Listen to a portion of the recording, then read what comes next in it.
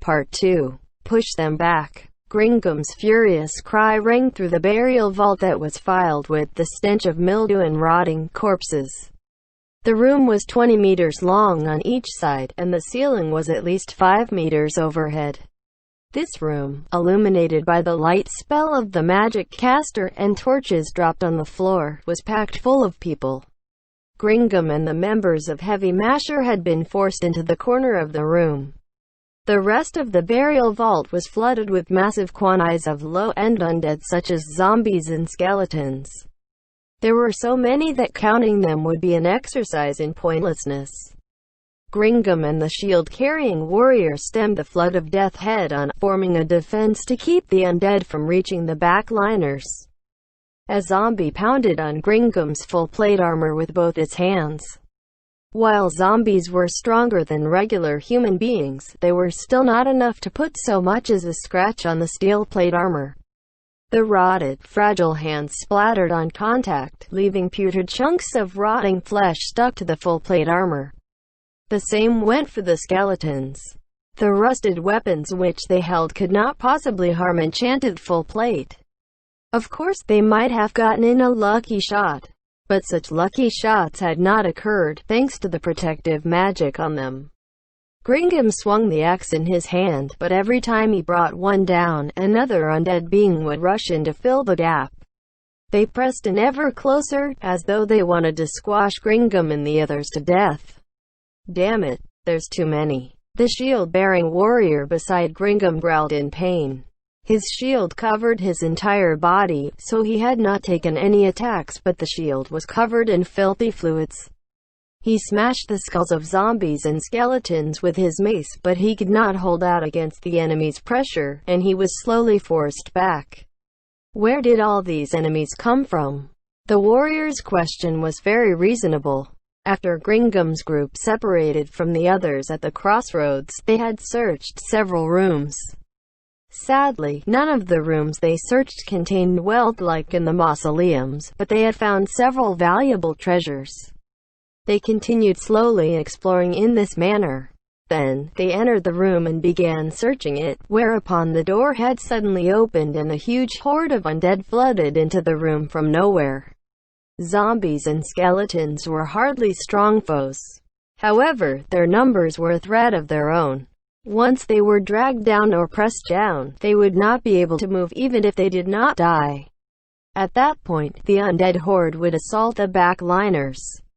The backliners would probably not go down easily either, but the sheer numbers they faced left them uneasy. If things went on like this, a stroke of bad luck might lead to their battle lines crumbling. Having reached this conclusion, Gringham decided to use the power he had wanted to conserve. "We need to finish this right away. I place my trust in thee." The backliners, who had only been casting stones until now, made their move. Normally, undead like this were not a problem for Gringham and the rest of Heavy Masher. However, that was also the reason why the backliners chose to wait and conserve their strength. Once the backline made a move, eliminating undead like these would be as easy as falling off a log. "My lord, O God of earth, I beseech thee to purge the unclean." The priest clasped his holy symbol, and his cry took the form of power. A cool, clean feeling surged through the burial vault, which had been filled with unclean air, in a wave of divine might that was more potent than usual. The priest used his ability to turn undead. In the wake of that wave, the undead crumbled into ash and dust, starting from the ones nearest the priest. When there was a great difference between the respective power levels of both sides, the ability to turn undead could instead directly destroy them.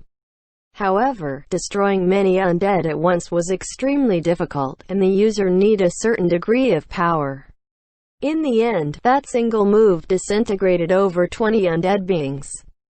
"I'll blow you away." Fireball. The arcane magic caster cast his fireball, which flew to the back of the undead horde where it detonated. In a single, ferocious instant of flame, the false lives of all the zombies and skeletons within the spell's area of effect were consumed and burned away, leaving nothing but ash and smoke. "I'm not done yet." Fireball. My lord, O god of earth, I beseech thee to purge the unclean. The backliners launched another round of area effect attacks and the number of undead sharply decreased. At them. All right. The warrior cast aside his shield, holding his mace in both hands, and together with Gringam, they charged into the undead horde. It would have been easy for the magic casters to wipe them out, but Gringam had chosen a charge anyway, because the truth was that he wanted to conserve their mana. In particular, the priest's ability to turn undead had a limited number of uses. His profession made him particularly adept at dealing with the undead, and it was arguably their secret weapon in this tomb. Gringam charged into the undead horde, his axe swinging. Sticky fluids oozed. Perhaps it would have spurted, if its heart were beating from the flying body parts. The odor from the open, severed wounds on the corpses was nauseating, but it was not unbearable. Or rather, one could say that their noses were numbed to it. Gringam and the warrior worked together, attacking, and attacking some more. They gave no thought to defense. They could make such an assault because of magical aid, a sturdy armor protecting them, in addition to the fact that they were facing such weak undead. Every now and then, something would strike Gringam's head, but his armor absorbed the impact, and he hardly felt anything in his neck. Even when his chest and belly were struck, he hardly felt the blows. After all, their foes were the weakest of the undead to begin with. The only danger just now had been their human wave tactics. Once the enemy ranks had been thinned to this extent, the fighting was much easier. The warrior kept swinging his weapon, and shouted, "All the undead we've met are piddly little creatures, but there's a lot of them in this tomb. So there's no guarantee that stronger undead won't show up. Although, if they're stronger undead, I have no idea why they haven't appeared yet." The person answering him was the priest, who was observing the battle from the rear as he picked up the warrior's shield. No, perhaps the undead here were summoned by some means. It might have been some kind of ritual, or through an item. The strange thing was that the corpses vanished after a certain amount of time had passed, so the ground was not carpeted in bodies, leaving them no place to stand. That part sounded like what happened to summoned monsters after they died, hence the wizard's warning to the others. Some gimmick that mass summons weak undead. I heartily reject it. I fear to imagine this tomb thoroughly flooded with zombies. Gringham replied as he felled skeletons like trees, and then he surveyed the interior of the room. There were few undead left, less than the number of fingers on both hands. It did not look like a new batch would be coming in through the door, and the battle would be over soon. Just as he thought that, a bone-chilling sensation transfixed him through the soles of his feet. His danger sense ordered him to flee immediately, but he could not do so right now. Even so, "Look out! Head outside!" The thief seemed to have sensed it as well as he shouted. However, it was too late. All of a sudden, the originally sturdy floor suddenly turned weak. A floating sensation engulfed them. A moment later, their unbalanced bodies were dumped heavily on the ground. His comrades cried out in pain. However, Gringham poured his strength into gripping the axe which he had not released even throughout his fall. As he smashed the skeletons that had fallen with him, he stood up. Destroy the enemy. The undead had also been damaged from the fall in particular. The skeletons were weak against bludgeoning attacks and had thus taken a great deal of damage, so fighting them was much easier than before. After eliminating the undead within the room, Gringham finally had the luxury of looking around the room. They were probably at the bottom of a pit below a magical trap that caused the floor to vanish. Looking up, the ceiling seemed very far away. At a glance, it looked like it was 12 meters overhead. 3 meters above the floor was a closed door. 3 meters above, a total of 6 meters above the ground, was an open door, the one through which Gringham and the others had originally entered the room. One could say they had fallen a distance of roughly 2 floors. The overall shape of this room was like a square pyramid. The floor of the room sloped down toward a point, and due to the steep incline, one might end up rolling to the bottom of the room, the center, if one were not careful. In fact, one of his comrades had actually rolled down there and gotten stuck at the bottom. He had almost been buried alive by the falling zombies. It was hard to believe they had barely been hurt by falling into a place like this. The strange thing was that there were 4 tunnel-like structures on each wall at the 3-meter mark, on the same level as the closed door, for a total of 16. It looks like a room used for drowning. I'll bet they'll pour in water from those tunnel-like things up there. I'll pass on that, if you don't mind. It's worse if there's slimes or the like instead. I agree. Let's check out that door and get out through there if it's okay. Climbing 2 floors of a wall with no handholds was quite difficult. At most, only the thief could do it. People like Gringham in their full plate armor would have a very hard time. In contrast, that unknown door might not be safe, but reaching it seemed much easier. Just as they were discussing how to climb up, heads emerged almost simultaneously from the 16 tunnels. They were corpses swollen so badly they looked like they were about to explode, plague bombers. Their bodies were bloated from the negative energy accumulated within them, and they exploded when killed. Their death explosions harmed the living and healed the undead at the same time, making them very troublesome undead. The meat lump-like undead leapt through the air. The plague bombers' bodies hit the floor and made a nauseating sound. The problem was what happened after that. Their round bodies did not stay still on the slopes but rolled down like boulders, towards Gringham and the others. Look out! Get clear! I'm the intellectual of the group, don't tell me what to do. Everyone, the wizard, who was almost in tears barely managed to avoid the attack, and so the undead rolled into the center of the inverted pyramid. The next wave of plague bombers had already showed their ugly faces, which let Gringham and the others know that just now was just the first wave. At the same time, they also guessed what would happen after this. Run! This room is going to be flooded with them. If they were knocked into the center of the room by the intense impacts from the rolling undead, they would assuredly be squashed to death. Even if they were not crushed, they would be immobilized, and then they would die from the repeated negative energy explosions of the other undead being flattened by their fellows. What a despicable trap. Someone, please give me a boost. As if I could. You fall in there and you're done for. Even if someone managed to evade one attack, the moment they lost their balance, they would not be able to avoid the next attack. Nobody dared boost anyone else under those circumstances. Then I'll use magic. Don't use fly. You're not strong enough to pull us all. No, UWAH. That was close. I'm going to use web ladder. That'll do. Please anchor it to the nearest door. Gringham, cover him. No. Halt. We must flee through the second-story door through which we entered. The door below is perilous. His companion did not question the basis for those words, but they trusted Gringham. Web ladder. The magic took effect, and a spider web climbed up the wall, until it reached the second floor. This magically created spider web had a unique stickiness to it. When one did not want to let go, it would be adhesive, but when one wanted to move, it would not be, making it very suitable as a ladder. Gringham and the others were worried, but in the end they managed to climb up the ladder in single file. Gringham finally reached the door that had been open all this while, and carefully studied the passage through it.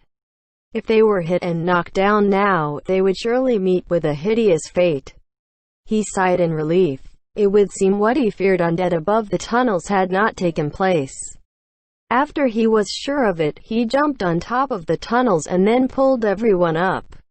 We're saved. Being crushed to death by undead is one of the most horrible ways to die. These ruins are really maliciously designed. I sprained my ankle when we fell. Hope you can heal me. I think the negative energy explosion grazed my toes. That was scary as hell.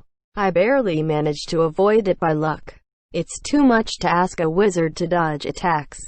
His companions panted, swapping complaints and curses between breaths. Say, Gringham, why did you want us to avoid that door? I thought that door would have been the right choice. Don't they always put the right route in the most dangerous place? It was just a hunch I had. Take a weapon you don't need and attack that door. Gringham had reverted to his usual way of speaking now that he was exhausted. After hearing his reply, the thief immediately pulled out a dagger and threw it at the door. The dagger flew in a straight line, and struck home, or at least, when it was about to, part of the door bulged out and shaped itself into a tentacle, which deflected the flying dagger. That's a door imitator. No, given the color of that tentacle, it's probably an undead door imitator. This sort of enemy captures its enemy with sticky body fluids and then delivers a one-sided beatdown with its tentacles. Che, a double trap, huh? That's pretty evil. Still, you're amazing. You actually saw through it. It was just a hunch. No, strictly speaking, I just went with what I knew over the unknown. Also, consider the position of that door. It would be taking repeated negative energy explosions. While negative energy explosions probably wouldn't do too much damage to an inanimate door, I had the feeling they'd put something funny there. Then, let's move. At this point, Gringham shut up. That was because the thief, who had been going on and on since just now, had a finger on his lips, and was tilting his head to listen. Gringham pricked up his ears as well. He could hear a rhythmic tapping talk sound on the floor. Everyone looked to the source of the sound towards the passage. That ought to be an enemy, right? Can't they give us a break? Yeah, there is only one of them, and they're not trying to be stealthy, so that should be it. I hope it's the last one. Everybody raised their weapons, and the warrior at the front raised the shield his colleague had given him, hiding half his body behind it. The wizard pointed the glowing tip of his staff at the passage AEAD, where the sound was coming from, ready to cast a spell at any time. The priest raised his holy symbol, and the thief aimed his bow in the direction of the noise. The talk sound grew louder, and the other party finally showed themselves. It wore a luxurious though fairly aged robe, which covered a body that was slimmer than that of a woman's or a child's. It held a gnarled staff in one hand that had probably been the source of the rapping sound. Its skeletal face was covered by a thin layer of rotting skin, and there was a malevolent intelligence in its eyes. Negative energy wreathed its body like mist. This was an undead magic caster. Its name was an Elder Lich. The wizard, who had been the first to surmise its identity, cried out. Indeed. After a wicked magic caster died, the body was infused with negative energy. It would give rise to an evil monster like this. The moment Gringham and the others heard that it was an Elder Lich, they immediately changed formation. Nobody stood in a straight line with anyone else, and each of them kept a distance from each other, to defend against area effect spells. Elder Liches were fairly powerful opponents. Two adventurers, platinum rankers, would not be able to defeat one easily, but mithril ranked teams would be certain of doing so. If Gringham and the others disregarded fatigue, they would be able to beat it. In addition, they were fortunate enough to have a team member who was exceptionally potent against the undead, which was a shot in the arm for everyone. Also, Elder Liches were hard to deal with at a distance, but given the current distance, the battle conditions were very favorable for them. Is that the master of the tomb? That was Gringham's conclusion. Elder Liches were controllers. Sometimes they would control hordes of undead, and depending on the circumstances, they could even make deals with the living. Good examples of those were the captain of the ghost ship that sailed through the mist of the Cat's Plains, or the Elder Lich who became famous for ruling a city, and so on. Therefore, it was not at all unusual for an Elder Lich to be the master of this tomb. Did we hit the jackpot? That's a stroke of luck. The job didn't ask us to kill the master of the tomb. We'll show him the power of Heavy Masher. Behold, the divine protection of the gods. His other colleagues were shouting. They were doing so in order to banish the fear they felt when facing a mighty foe like an Elder Lich. Defensive spells. Just as Gringham was about to start calling battle orders to his comrades, a strange feeling arose within him. He immediately found the reason for that feeling. It was the powerful enemy before them, the Elder Lich. What's wrong? He doesn't seem to want to attack us. The Elder Lich was clearly looking at Gringam, yet it had not made a move. It had not raised its staff, and neither had it begun incanting spells. It simply watched them in silence. Gringam and the others were hard-pressed to hide their confusion.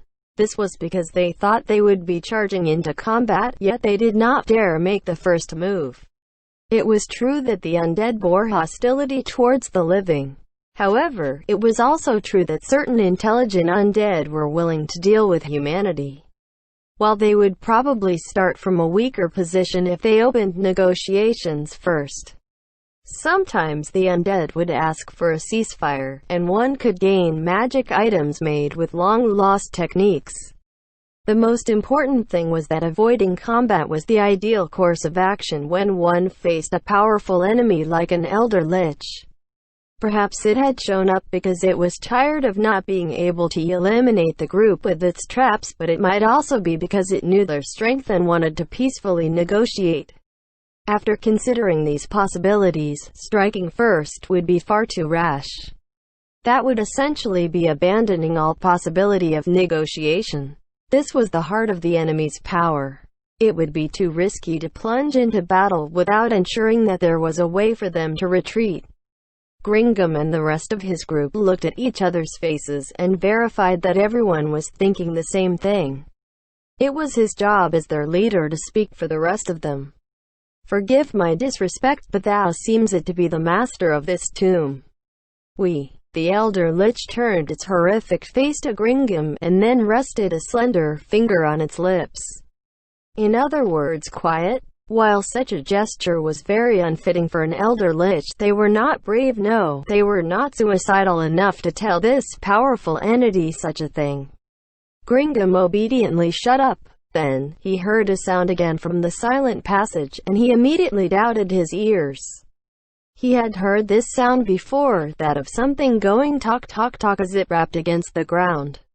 And there were a lot of them. Gringam and his group exchanged glances again. They did not want to believe the answer the sound was telling them. And then everyone screamed at once. Who is it? Who said the Elder Lich was the master of this tomb? I'm sorry. It was me. Are you fucking kidding me? This is ridiculous. We can't possibly win this. Even divine protection has its limits. More Elder Liches appeared behind the original one. 6 of them, in fact. There were now 7 of these powerful magic casters. Granted, since they were the same sort of entity, they would attack in the same way. In other words, once they had a way to negate all the attacks the enemy could muster, beating 7 of them would not be a problem. The problem now was that they did not have such a way, and they could not possibly do so. In the face of such utterly hopeless odds, Gringam's group lost their will to fight. Now then, let us begin. As the Elder Lich spoke in its voice that did not sound like it wanted to negotiate at all, 7 staves rose into the air. At the same time, Gringam bellowed, "Retreat!" Everyone in the team ran with all their might, as though they were waiting for that word. They ran in the opposite direction from the Elder Liches. Of course, they hardly had the luxury of contemplating what lay ahead of them. All they could think of was fleeing the excessive firepower of the Elder Lich cabal and buy themselves some chance of survival. At their head was the thief. After that was Gringam, the wizard, the priest and the warrior. They ran non-stop, without hesitating. They reached a corner. These were places where they ought to have been on guard against traps or monsters, but as the footsteps pressed in from behind, they did not have the free time to check carefully. Everything was up to the heavens. All they could do was run. There were 2 stone-carved doors on either side of the passage, but after considering that they might be dead ends, nobody was brave enough to rush in. The armored people made a cacophonous sound of metal clashing as they ran, which echoed along the passage. While the sound might attract monsters, nobody had the time or energy to cast silence. They ran, and ran, and ran some more. They moved their legs, heedless to everything else. Turning corners and sprinting madly made them lose their sense of direction, and they no longer had any idea of where they were right now. If possible, they would have liked to return to the entrance, but nobody had the energy to consider that. "Are they still behind us?" Gringham shouted as he ran. The warrior at the end of the group replied, "They're still there. They're running after us. Damn it. Why the hell are they running? Why aren't they flying? If they flew, we'd be eating spells one after the other, moron. Let's hide in a small room and parley." The mage panted. He was the physically weakest member of the group, and he looked like he would collapse at any time. Gringham decided that this was not going to work. The mage's stamina was going to give out. Undead monsters like elder liches would not get tired. If this kept up, they would be forced into a corner, and once their endurance was gone, all that awaited them was to be slowly picked off. How can there be so many elder liches? Such a thing was impossible if one went by common sense. Don't tell me the master of this tomb is more powerful than an elder lich. That was the only answer they could think of. However, was there really such a powerful undead being? Gringham was at a loss for an answer. Damn it. This goddamn tomb. The warrior running at the end of the pack cursed between panting breaths. A glowing magic circle floated off the ground at that very moment. The magic circle was very large, big enough to encompass Gringham and his team within its bounds. What? There was no telling who it belonged to, but he heard something that sounded like a scream. There was a floating sensation, different from when they had fallen down just now. Gringham's vision was filled with blackness. The sounds of crunching and squishing came from under his feet, and he felt his body slowly sinking. It was just like falling into a swamp. He panicked for a moment, but this swamp-like place was not very deep, and he stopped sinking after it reached his waist. In this silent world of darkness, Gringham called out uneasily, like a child who had lost his parents. "Is anyone there?" "I'm here, Gringham." He immediately received a response from a comrade, the thief. In addition, he was not far away. It was probably around the same distance that had separated them while they had been running. "Are the others here?" There was no answer. He had guessed it. There was no light here, so the wizard and the warrior were not present. He had been lucky enough that the thief was here at all. "It seems we're the only two around." "Indeed, it is. Che. Yeah, you're right." He stood in place, studying the mood in the air around him. The blackness extended infinitely around him, filling him with the fear of not knowing where the darkness ended and where he began. Nothing seemed to be moving. Need a light? Might as well. Would doing so break the silence? Would it trigger a trap? Despite the countless doubts filling his heart, it was a regrettable fact that human eyes could not see through darkness. Light was indispensable. Right then, hang on a bit. The thief's voice seemed to be moving around in the darkness. And then, there was a source of light. The first thing he saw was the thief, holding a glowstick high in his hand. Then, he saw the light reflected of countless smaller surfaces. It made him think of the glittering treasure he had seen in the mausoleum. However, it was not. Gringham fought the desire to scream, while the thief's face seized up as well. They saw countless reflections. The reflections were of the insects which filled every inch of the room. What humans called cockroaches. The smallest were only the size of his little finger's tip, while the biggest were over a meter long. The room was filled with cockroaches of all shapes and sizes, and they crawled on top of each other. So the crunching sensation under his feet was caused by squashing cockroaches. The thought of being submerged up to his waist in cockroaches was that much more abhorrent. The room was very wide, so the light of the glowstick did not reach the walls. Given the glowstick's effective radius of illumination was around 15 meters, one could estimate the size of the room from there.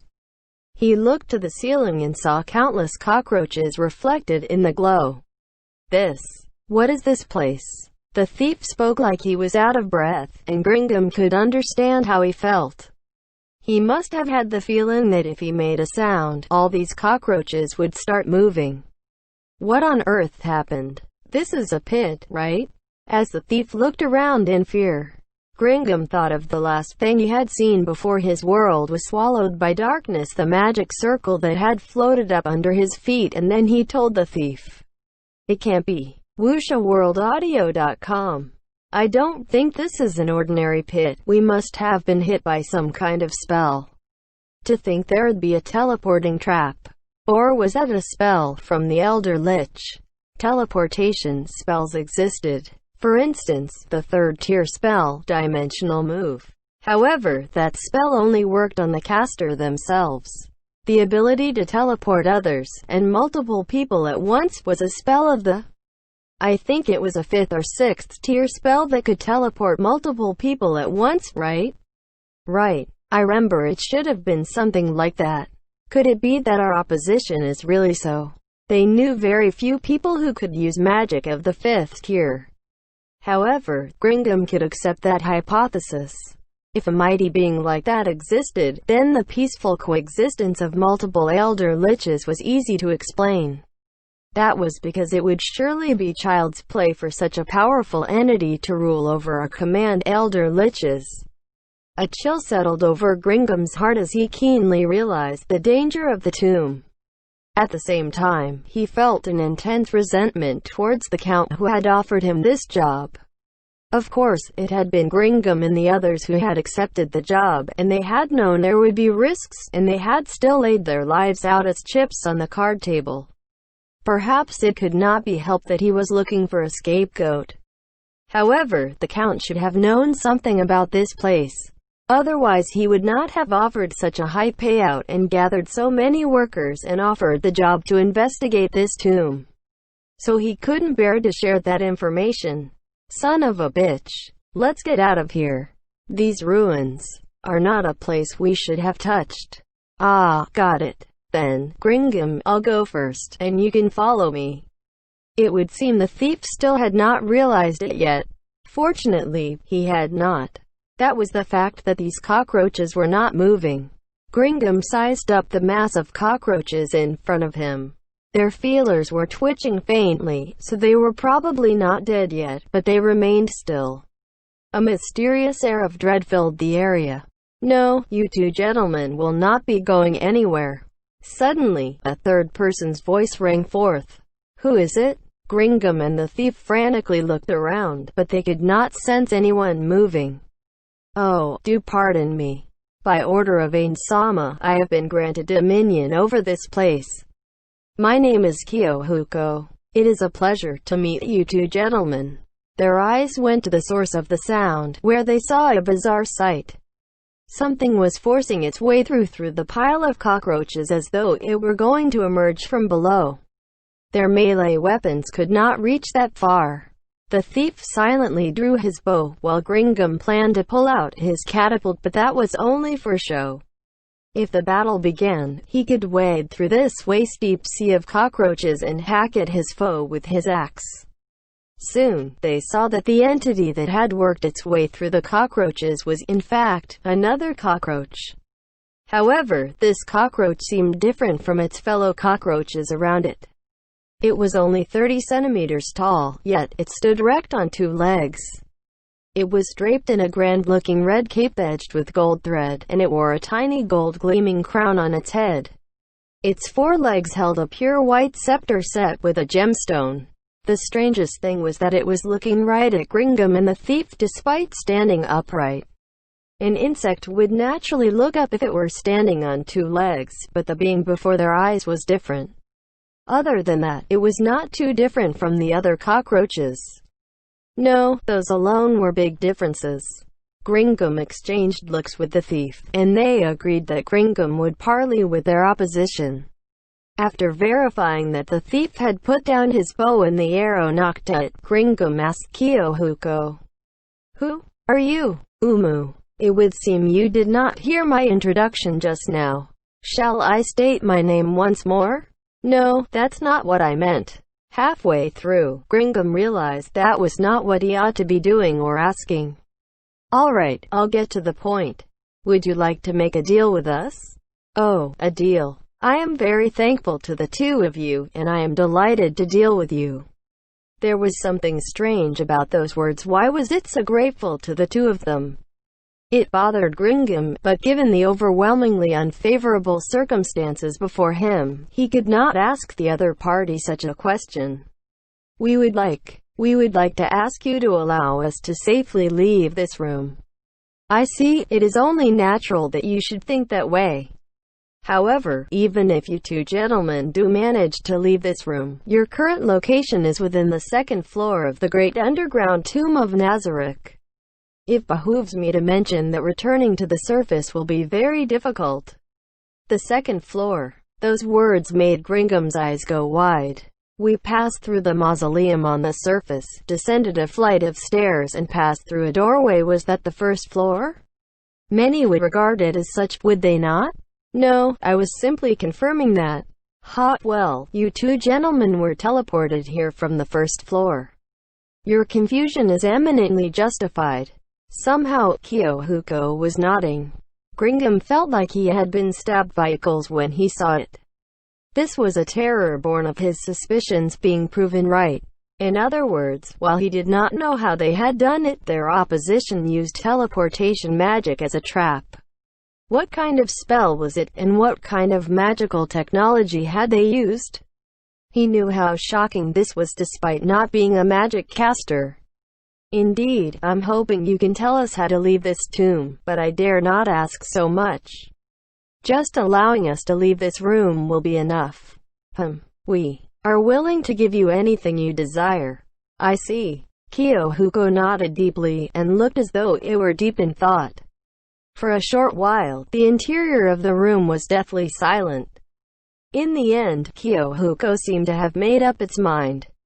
It nodded and said, "What I desire is already within my grasp.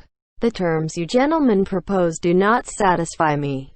Gringham was about to open his mouth, but Kyohuko raised a foreleg to stop him, and then said, "Before that, it seems you do not understand the reason for my gratitude towards the two of you. Then, permit me to explain.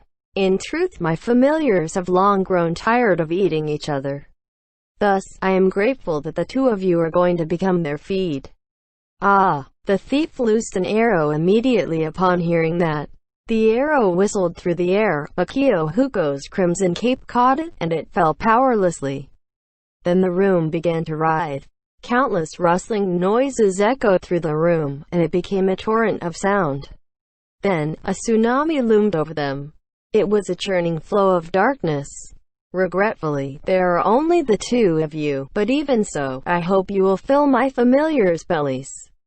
The swell of the tidal wave swallowed Gringham and the thief. It looked just like being devoured by the ocean.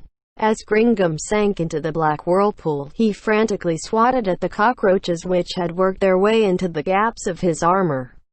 Weapons were useless against a swarm of such tiny insects, and Gringham did not know any martial arts which could attack an area. In that case, smacking them with his hands would be faster. Therefore, he had already cast aside his weapon, and he did not know where it had gone. He struggled and tried to flail his arms, but the countless cockroaches weighing him down had already taken his freedom of movement. His actions were just like a drowning man thrashing his arms about. All Gringham could hear was the rustling of countless cockroaches. His thief companion's voice was drowned out by the rustling, and he could not hear it. No, it only made sense that he could not hear the thief's voice. That was because the thief's mouth, throat and stomach were stuffed full of cockroaches, and he could not vocalize. Prickling pain filled Gringham's body from head to toe. It was the pain from the cockroaches which had infiltrated through the gaps in his armor and were chewing at his flesh. "Stop!" Gringham wanted to cry out, but the cockroaches working their way into his mouth blocked it up. He frantically tried to spit out the cockroaches, but every time he opened his mouth, another cockroach would squirm in throughout his lips, and then crawl around in his mouth. Tiny cockroaches seemed to have burrowed into his ears. The rustling grew louder, and his ears were unbearably itchy. Countless cockroaches crawled up and down his face, biting everywhere. Pain covered his eyelids. However, he could not open his eyes. He could imagine what would happen to his eyes if he did so. Gringham understood what sort of fate awaited him. He would be eaten alive by cockroaches. "I don't want this," he screamed out loud, and the cockroaches promptly flowed into his mouth. They wriggled everywhere, and then burrowed into the depths of his throat. Then, he felt something slide down his throat into his stomach. The sensation of a live cockroach thrashing around in his guts made him want to throw up. Gringham struggled desperately once more. He could not bear to die like this. He wanted his two elder brothers to look at him with different eyes. This was the sole, driving purpose which had motivated him and let him reach his present position. Gringham had saved up enough that he could spend his days in leisure even without adventuring. And with his reputation, he could easily marry a beautiful woman, the likes of which one could not find in a village. Be it in terms of strength or wealth, he was far superior to his elder brothers who had chased him from the house. He should have been a winner in life. He did not want to die in a place like this. "Abua, I want to go back alive," he screamed as he spat out chewed-up cockroaches. But you can endure? Then, another helping for you." Gringham's cries vanished into the black vortex several seconds later. His eyes suddenly opened. A ceiling came into view. Said ceiling was made of fitted stone slabs, and there was an object which emitted white light set into it. He did not know how he had come to be here, but when he thought to look around, he realized that his head could not move. No, it was not just his head. His arms, his legs, his waist, and his chest were bound by something and immobilized. These incomprehensible circumstances sparked terror within him. He wanted to scream, but something was stuck in his mouth. He could not speak, and he could not close his mouth. All he could do was move his eyes. He frantically tried to see what was going on around him, and just then a voice addressed him. "Aaron, so you're awake." That voice was garbled. It was difficult to determine if it belonged to a female or a male. A horrific monster worked its way into his immobilized field of vision, appearing before him.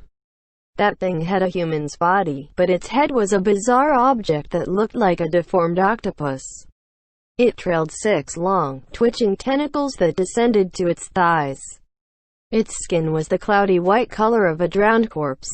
Its body was swollen like the aforementioned drowned corpse, with a few bands of black leather to substitute for clothing. Those bands bit into its skin, looking just like butcher's twine used to wrap up cuts of meat, and it was hideous beyond belief. Perhaps they would have been bewitchingly alluring on a beautiful woman, but on a spine-chilling monster like this, it was less seductive than stomach-churning. The monster's hands sprouted 4 slender fingers each, with webs between them.